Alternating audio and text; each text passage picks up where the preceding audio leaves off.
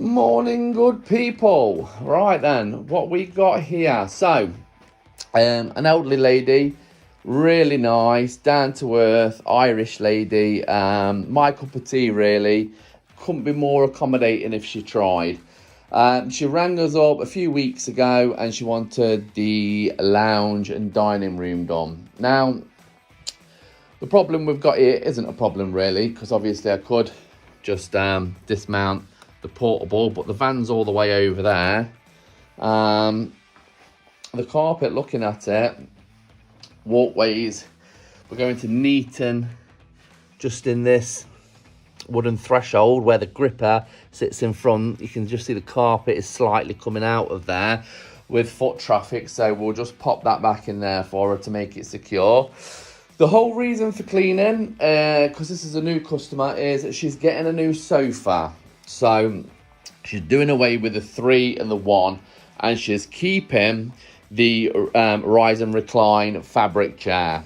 So she wants this cleaning as well, so we're going to do that as well. So we've got that chair, this carpet, and then the dining room carpet. Like I say, just in front of the door there.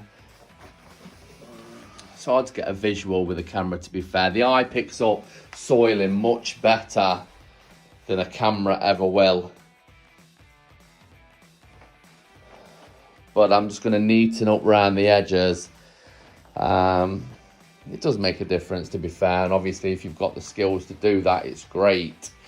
The other thing, while I was here, is the lady mentioned that she would love to get some carpets because she's seen on the website that we do fit and supply carpets. So, not in there, obviously, we're cleaning those.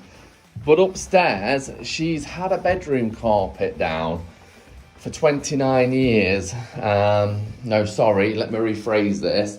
29 years ago, her husband died, and the carpet's been down about 35 years. Now, this back in its day was a decent carpet. It's absolutely shot it now. So we've obviously got some samples on the van. And once I've done up here today, I'm going to bring them samples in. I'm going to leave them with her. She's going to have a look through them, and then we're going to book her in for that bedroom to be carpeted. So it's nice to have other parts to your business, interiors of houses, soft furnishings, that kind of thing. It all goes hand in hand. So yeah, don't leave anything on the table, guys. It's going to need a good vac. I'll just move this chair out of the way, and I will be moving this 3-seater out, that chair out. I won't be moving the TV.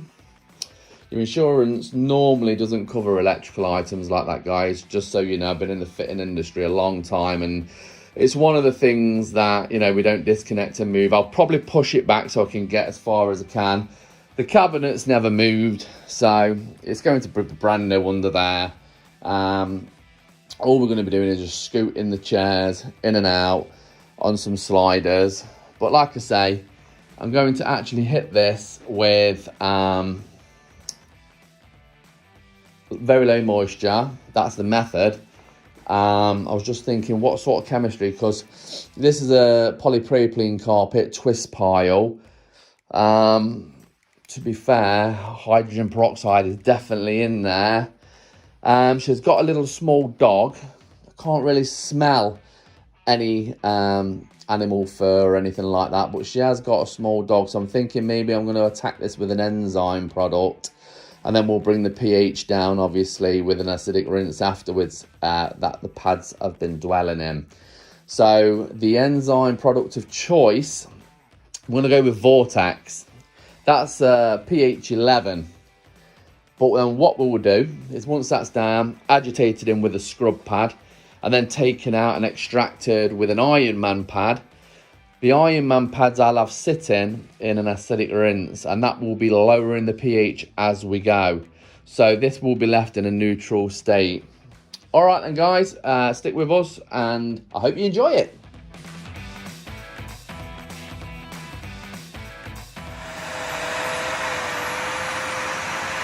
we've got a coffee stain there. You see that, guys?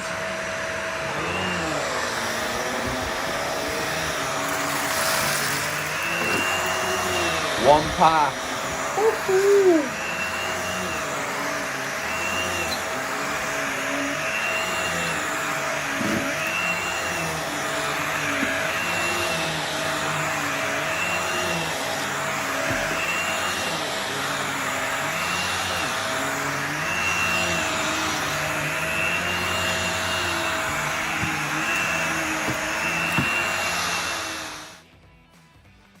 So just before obviously we start to apply chemistry and everything, I just wanted to talk about this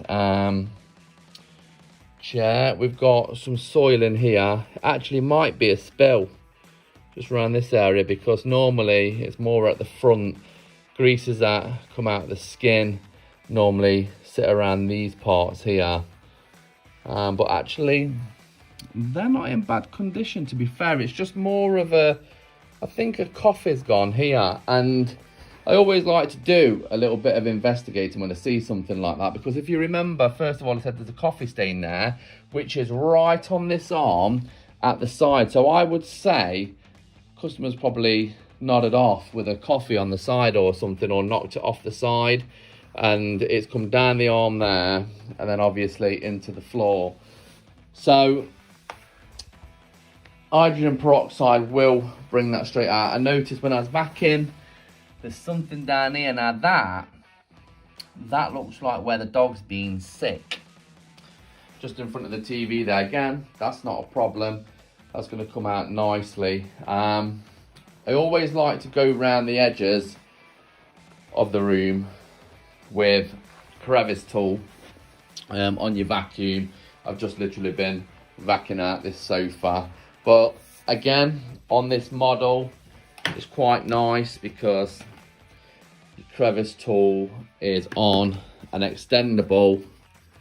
This just literally comes up and down. So you turn this and you adjust it. And it's nice so you don't have to keep getting down to the floor and things like that, you know, to get around the edges. You just get this tool off the side out there, and that does the job quite nicely. I've just got to pull this 3-seater out and vacuum underneath there. I've explained to the customer that we will go underneath the sofas. It's not a problem. Sometimes it can be a problem depending on how big the sofa is, which I'm sure you're all aware of. I'm not one of these that will just say point blank no because it's bad for me health and everything else. I think just working in general is bad for our health, if we're going to be totally honest. So that one's cutting it, you know, a little bit fine for me. And I'm used to moving furniture and bits and bobs over the year. Being a carpet fitter, I've just moved this sofa out. Now, for newbies that are getting into the industry, might be following the channel, it is educational. That's the main reason I set this channel up. So we're just going to talk about expectations, okay? When I come into any home, whether it's carpet fitting or cleaning, I've got a check sheet, okay? Now, I get the customer and I go through the check sheet. So what we went through this morning was, it was moderately soiled, this carpet is, although it's a kind of brown tricolour, meaning, you know, there's a few different colours in the fibres going on. It was moderately soiled. Mainly, I spotted out that you got a couple of spills at the side of the sofa there, so we'll be attending to them. And on my check sheet, it says that any stain, it might not be 100% removable. So you're not trying to deliver something that the customer thinks, you know, you're going to get their carpet looking brand spanking new. Another thing is wear. That's a big one. So I pulled the chair out to show the customer the carpets are not going to look like this. Can you see how that's where the chair's been? The fibres have never been walked on, so they're reflecting the light differently. There's no crushing going on, so they're looking a totally different colour. It's brighter and it's more presentable, and the pile is stood upright because it's never been used basically. So I always say your clean carpet, it's not going to look like that. You know, we're going to be lifting the soil in, attending to the stains. You can never guarantee stain removal, and if you do go out there and guarantee stain removal, fantastic. But I can assure you now, you will come up against one someday, and you might have your tail between your legs, so to speak.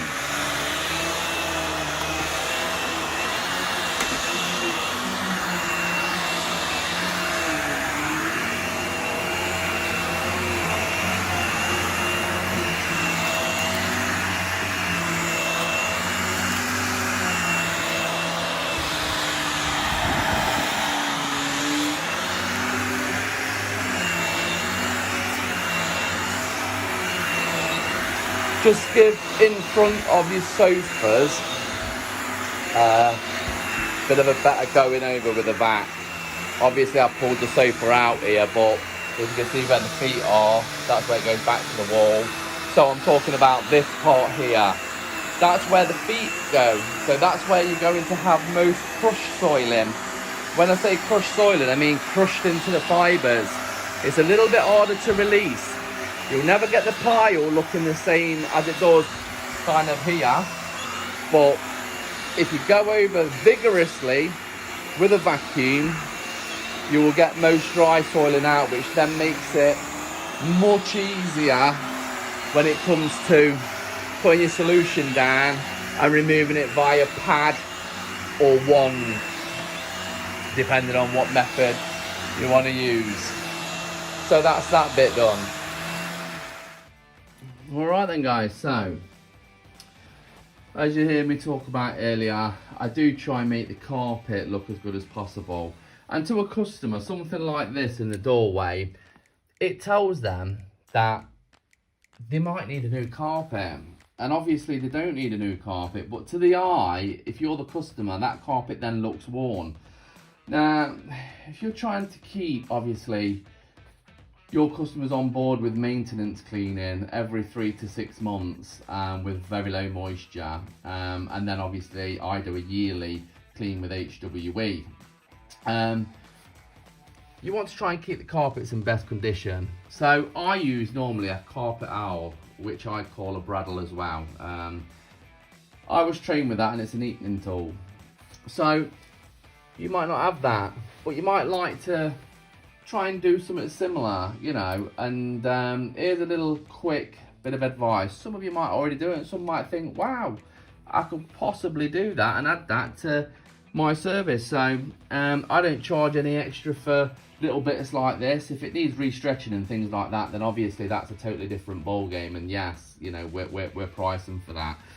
But if you've got your van keys on you, what you could do is just literally, that bit there is between the gripper and the threshold. So just run your key through that bit.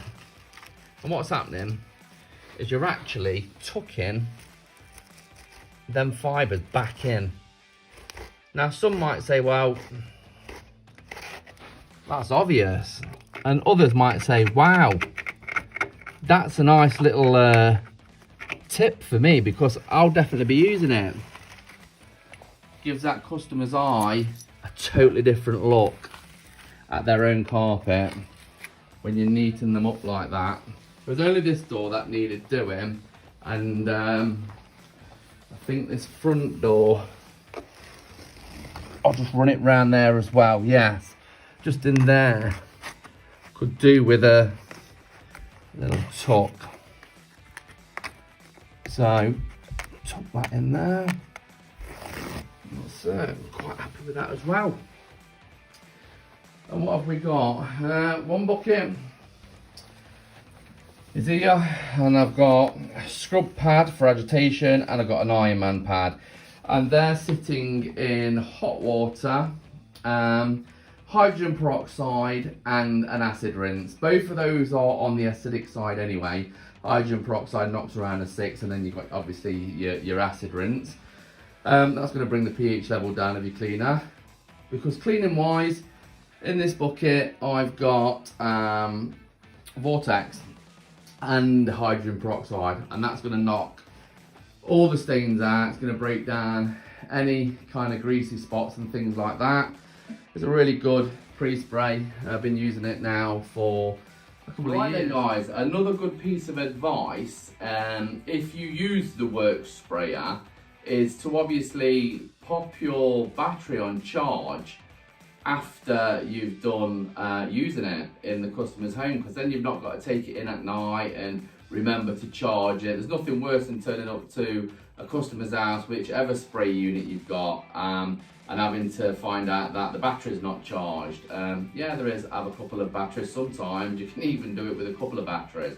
So I'll always plug in straight into the customer's electrics, pop it on the side in a free socket once I've finished with it. So we will now pre-spray this room. I've let that pre-spray just dwell in the bucket for literally 5 minutes, you know, not a long time. So that's the front priming at the moment. It comes straight through. Now on this video, I wanted to do a little bit of information on the work sprayer as well, because it can get a hard time, to be fair, and so rightfully so, because you've got to do things to a work sprayer to make it work correctly. And number one is a kink in the hose just at this top end here. If you can just see that, what I've added is a flex cord. Now, I'd like to give a big shout out to Jeremy Robinson and Lake Pace for that, because they both helped me out with that way back when I first started using the work sprayer. Another is I always use a short tip lance, okay? Now obviously you've got different connections for the ends.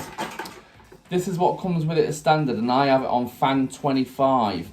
I find that that is a controlled fan spread, so that when I'm coming to round marble offs and delicate areas, I'm not getting overspray, okay? And that does come down to experience using them as well. This one, I've got two. This one has not got the two settings on. It's just one setting, and I use this one for carpeting. The other one I'll use for on a low setting on some totally trashed upholstery, to be fair. Most upholstery will get a trigger sprayer, but sometimes I'll use the other one depending on what it is I'm doing.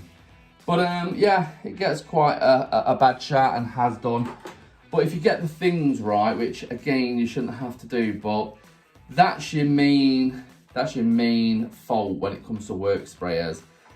These are readily available on eBay. You just Google them and get the right size, which is I think a P13 to fit your pipe in. It stops it kinking. Okay, so it stops, then your uplift from your solution doesn't get affected. So the pump's now primed, it'll just start coming straight out.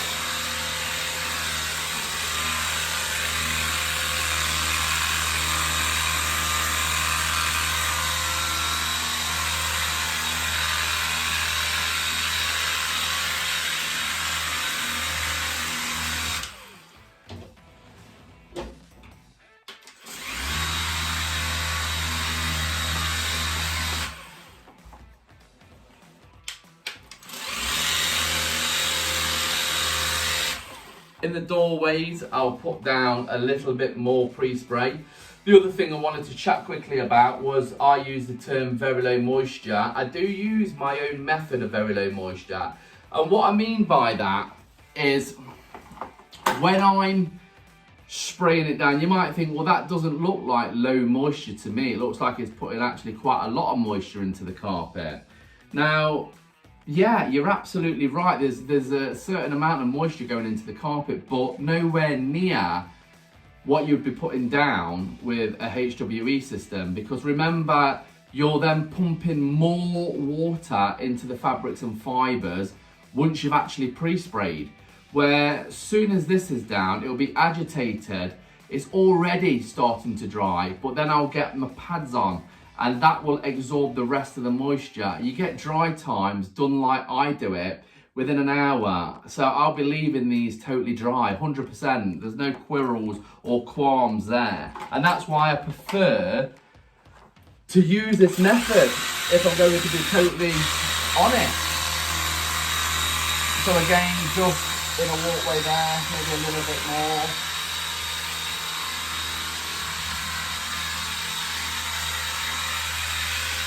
Areas that aren't used so much, like where the table's been here, so these fibres ain't been used much, and the table will be going back there.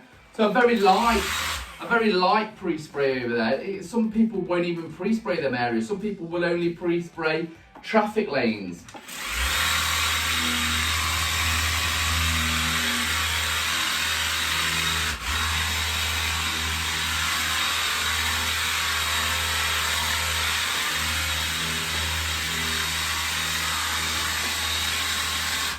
Just at that back door, I'll give a good helping.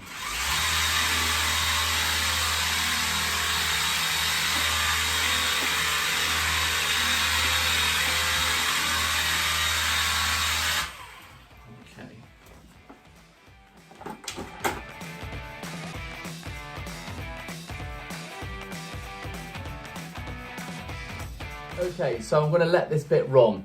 I've just pre-sprayed the sofa, okay, so that has been fully vacked out and now it's been pre-sprayed. The next point is we're going to agitate that. Now, I have been using, which you've probably seen in the last few videos, I normally use machine agitation, so a drill brush with a soft brush on there. It's fantastic. And I will always use that, but I'm always ready to start using other things. And in the past, I've used brushes for agitation. And it was a friend that got me onto these brushes. Give a shout out to Eddie for that, thank you. So it's a horsehair brush, very tight pile. It is a real good agitation brush. And if you wanted something like this, I think they're around 30 to 35 pounds. And I got this one from RestoreMate, okay? So if you pop that into Google, you'll find that very, very easy. If not, just give me a comment, I'll drop a link for you. So now, just basically start agitating the fibres with your brush.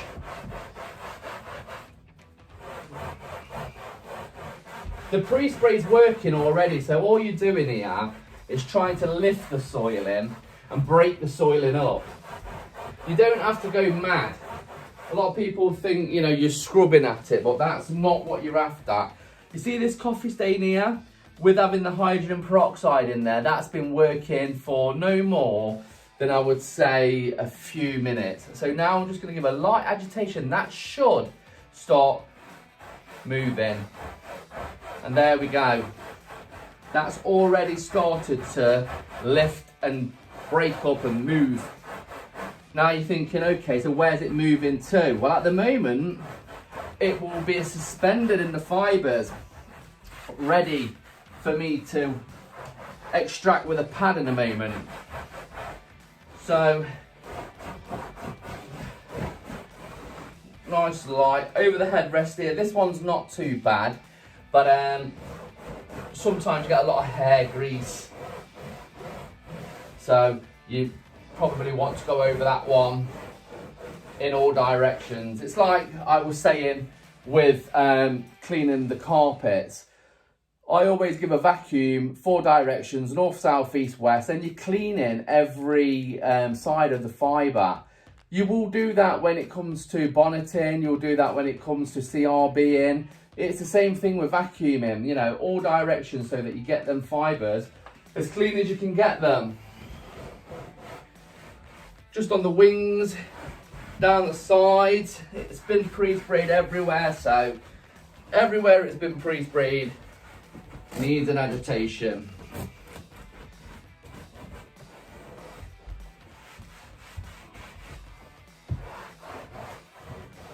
Also, another big point that I'd like to mention, just in case you don't do upholstery, or you do upholstery but you're a little bit nervous on what to clean.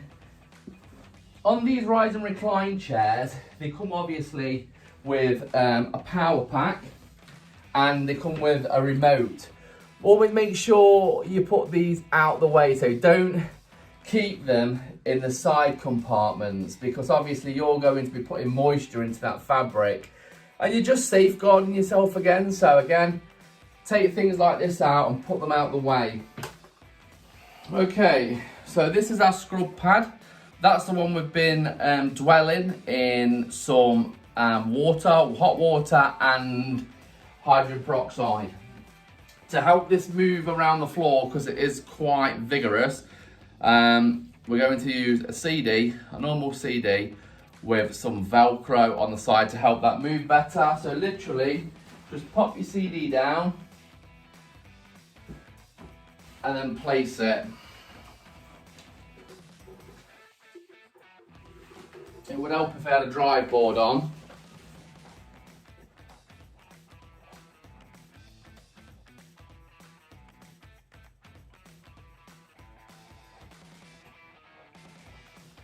Okay, so this is your drive board, sorry.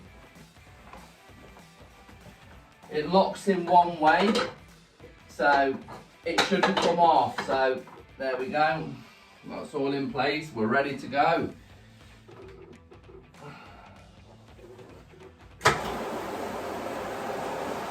So what we're doing now is again breaking up that soiling, but we're doing it to the carpet instead of the upholstery. We're not using a brush, we're using a pad. And instantly you should see this area lightening. You see that? Wow, that's amazing. Anyone who says you don't lift the soiling using either an orbital machine or a rotary seriously need to look at their game, because I can assure you now, I've never been really bothered about how I'm removing the soiling. The only thing that's ever bothered me is how you're leaving the fibres, how clean the fibres are becoming, and you know, that's it done. Because there's this conception that very low moisture, for some reason, is not cleaning. And I really struggle with that one. I always have. Because once I started doing it myself, I could see with my own eyes where the soiling was going.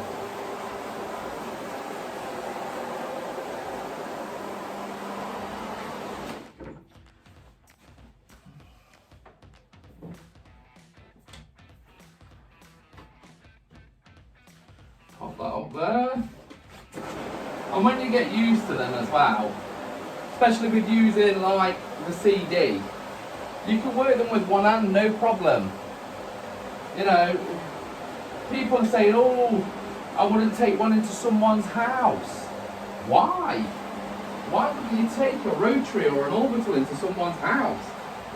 They've been given, really, I would say since probably the 70s. Maybe originally produced, manufactured, made for the commercial industry, but very quickly people with knowledge started to understand that these machines will clean any fibres. By the way, this is not cleaning, this is just agitating.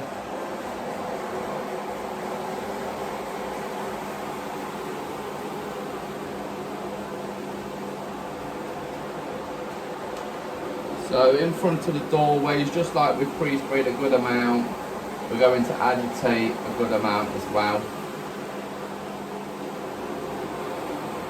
Look at that, guys. If I didn't know that there was still soiling in these fibres that need removing with your extraction pad, you know, most customers would go, wow, I'm happy with that. Just like when you're agitating with your CRBs, you know, and the customers go, oh, it looks fantastic, and you say, it's not even cleaned yet. Same process is going on here, guys, before your eyes.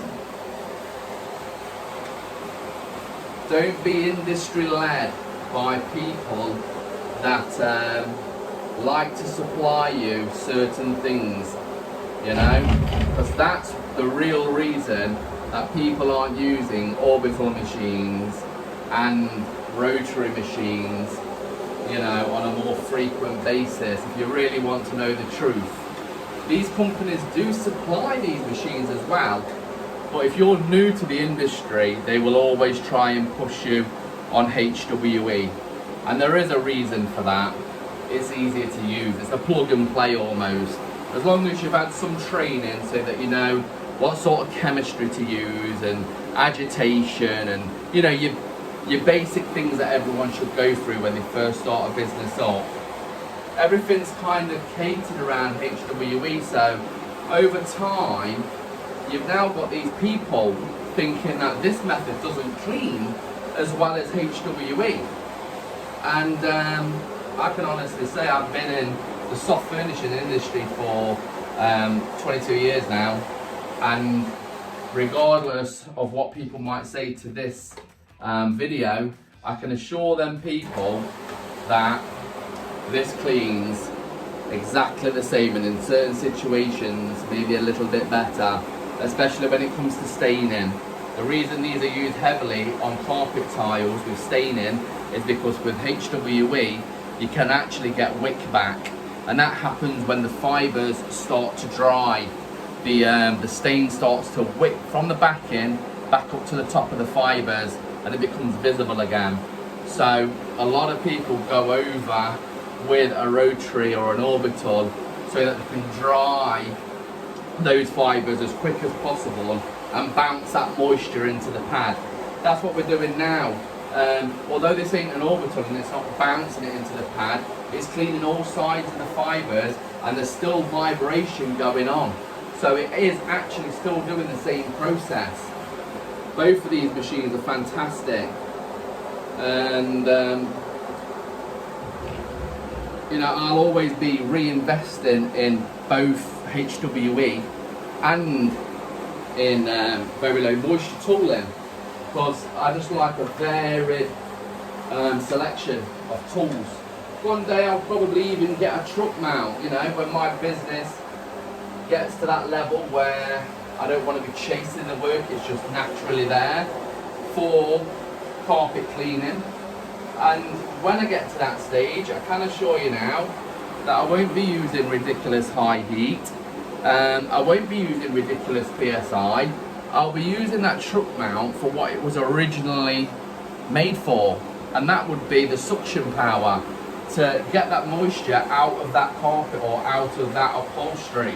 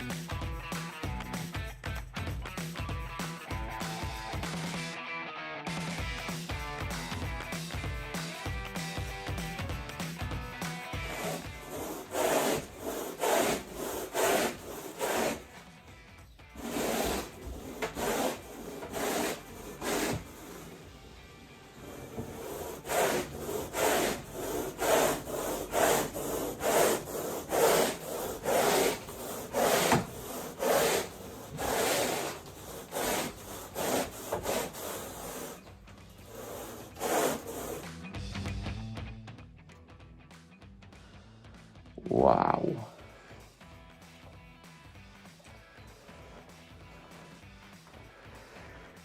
Well, that tea stain, coffee stain, all gone.